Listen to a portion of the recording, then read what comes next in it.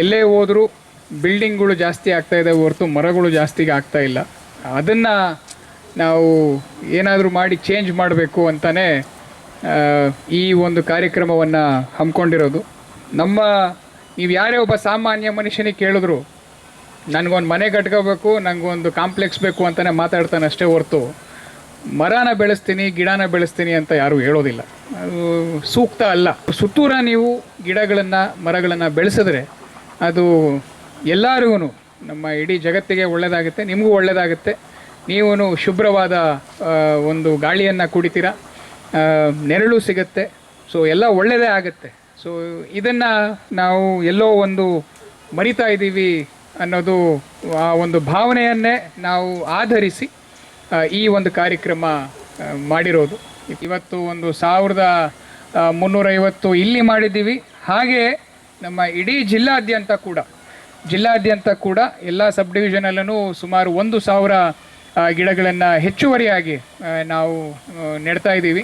So ಸರಿಸುಮಾರು ಒಂದು 5000 ಗಿಡ ನಮ್ಮ ಇಡೀ ಜಿಲ್ಲೆಯಲ್ಲಿ ಈ ವರ್ಷ ನಮ್ಮ ಡಿಪಾರ್ಟ್ಮೆಂಟ್ ವತಿಯಿಂದ ನಾವು ಈ ಒಂದು ವಿಶ್ವ ಪರಿಸರ ದಿನಾಚರಣೆಯ ಅಂಗವಾಗಿ ಇದನ್ನು ನಾವು ಒಂದು ಕಾರ್ಯಾಚರಣೆಯನ್ನು ಮಾಡ್ತಾ ಇದ್ದೀವಿ.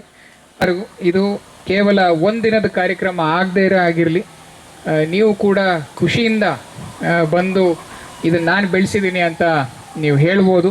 ನಾವು ಎಷ್ಟೊಂದು ಬಾರಿ ನಾನು ಪ್ರೊಬೇಷನರ್ ಆಗಿ ಹಾಕಿದ್ದ ಮರನ ನಾನು ಅಲ್ಲಿ SP ಆಗಿ ಹೋದಾಗ ನೋಡಿ ಇದೇ ಮರ ಅಂತ ನಮಗೆ ಇನ್ನೂ ಜ್ಞಾಪಕ ಇರುತ್ತೆ.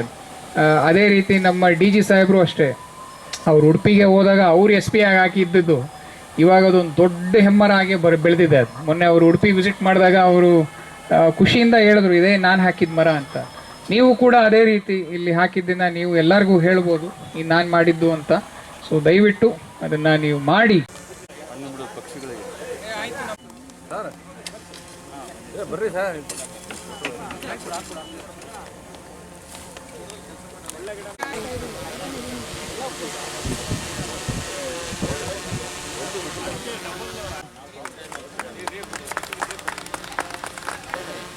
ಎಲ್ಲ ಒಂದು ಗ್ರೂಪ್ ಫೋಟೋ ಬಂದ್ಬಿಡ್ರಿ. ಈ ಕಡೆ ಮೇಲೆ ನೋಡಿ, ಎಲ್ಲ ಬರ್ರಿ, ನೀವು ಬರ್ರಿ.